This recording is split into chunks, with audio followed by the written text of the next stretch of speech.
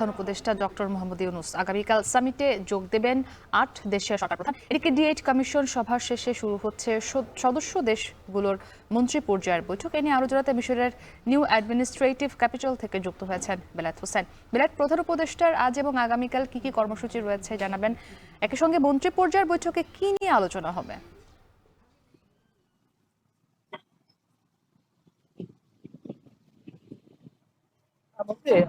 আমরা যদি বলি যে এখানে আসলে বাংলাদেশ সময় যখন বিকেল ৩টা, এখানকার স্থানীয় সময় সকাল 11টায় প্রধান উপদেষ্টা ডক্টর মোহাম্মদ ইউনূস এবং উপদেষ্টা মাহমুদ আলম তিনি কায়রো বিমানবন্দর, আন্তর্জাতিক বিমানবন্দরে এসে পৌঁছেছেন। সেখানে পৌঁছার সঙ্গে সঙ্গেই এই মিশর সরকারের একজন মন্ত্রী তাকে অভ্যর্থনা জানিয়েছেন এবং সেখানেই তাদের একটি সংক্ষিপ্ত বৈঠক অনুষ্ঠিত হয়েছে। আর কিছুক্ষণের মধ্যেই তারা কায়রো আন্তর্জাতিক বিমানবন্দর থেকে যে নিউ অ্যাডমিনিস্ট্রেটিভ ক্যাপিটাল আছে সেখানে চলে আসবেন। এখানে আসলে মূলত এটিকে নতুন কায়রো বলা হচ্ছে। এটি রাজধানী কায়রো থেকে প্রায় 70 কিলোমিটার দূরে, অর্থাৎ যেখানে সম্মেলনটি অনুষ্ঠিত হবে সেটি প্রায় 70 কিলোমিটার দূরে।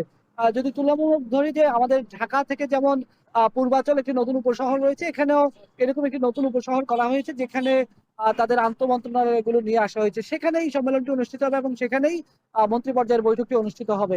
এবং আমরা ধারণা করা হচ্ছে যে আমাদের উপদেষ্টা মাহফুজ আলম, বাংলাদেশের উপদেষ্টা মাহফুজ আলম তিনি এই মন্ত্রী পর্যায়ের বৈঠকে যোগ দেবেন। আগামীকাল প্রধান উপদেষ্টা সহ 8টি দেশের সরকার প্রধান D8 সামিটে অংশগ্রহণ করবেন।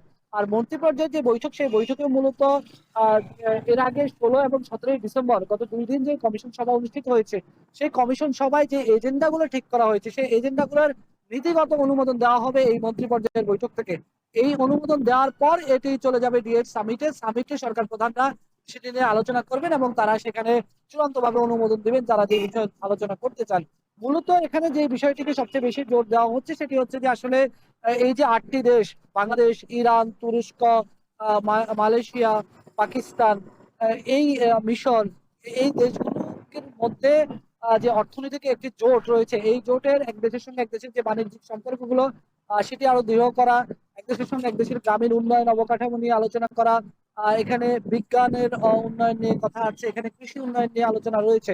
তবে সবকিছু ছাপিয়ে পুরো বিশ্বের দৃষ্টি হচ্ছে যে এখানে আসলে আলোচনার এজেন্ডায় কিন্তু রাখা হয়েছে লেবানন এবং গাজা ইস্যুটি।